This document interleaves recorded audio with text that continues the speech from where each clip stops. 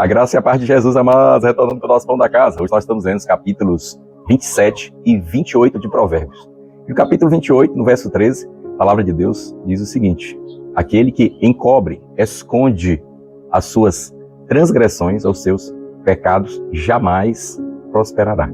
Mas aquele que os confessa e deixa, alcançará misericórdia. Sabe, o pecado é algo muito danoso. Tão danoso que a palavra de Deus diz que ele traz morte de uma forma que eu não prospero. Ele diz que aquele que encobre o pecado jamais vai prosperar. Como é que eu leio esse texto diante da graça que nós recebemos de Deus? Primeira coisa, nós devemos prestar atenção. A morte, a Bíblia diz que o aguilhão, a picada da morte é o pecado. Quer dizer, toda vez que nós pecamos, de alguma forma a morte, ela se manifesta no nosso corpo, na nossa alma. E que Deus deseja e nos deu, através do seu Filho Jesus, foi vida. Ele deseja que essa vida se manifeste cada vez mais. O que nos faz prosperar não é a confissão. Nós não devemos depositar fé na confissão. A confissão é só um meio, é como a oração, é como um jejum.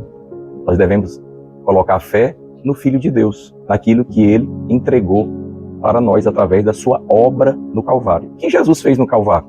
Ele perdoou todos os nossos pecados.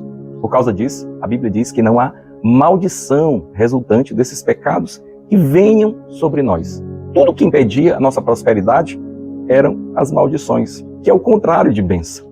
Para nós agora, filhos de Deus, só sobraram as bênçãos, mesmo diante dos erros que nós cometemos. Alguns erros ficam evidentes para nós e outros não. Você sabia que você comete muitos erros, pecados durante o dia e que são lavados continuamente pelo sangue de Jesus, pela obra dele na cruz, sem nem você perceber. Então, a nossa prosperidade está ligada à justificação que nós já recebemos. É nela que nós prosperamos. Agora, há pecados, há erros que nós cometemos que agora eles vão contra a nossa natureza. Por quê? Porque quando você foi alcançado por Jesus, quando você depositou a fé nele, você recebeu o dom da justiça, né? Para poder reinar, para poder prosperar. E a Bíblia diz isso lá em Romanos 5,17. Ele diz, por causa do pecado de um só homem, da transgressão de um só homem, a morte reinou.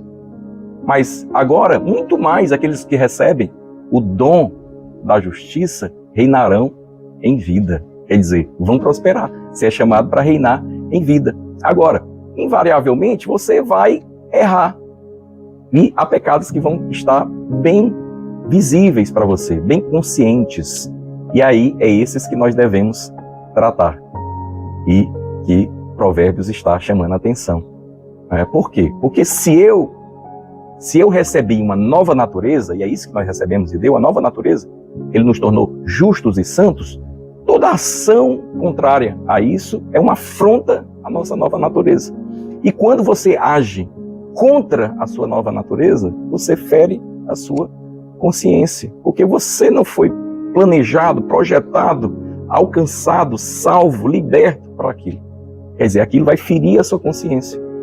E aquilo, de certa forma, gera morte ali na sua alma, né? Aí, isso pode atrapalhar a sua prosperidade. Agora, entenda, sua prosperidade está inteiramente apoiada na justiça que Deus deu para você, através da abundância da graça de Deus. Mas, ao ter a consciência ferida pelo pecado, eu preciso confessar, eu preciso chegar para Deus e dizer, Senhor, me perdoa, sabe, eu errei.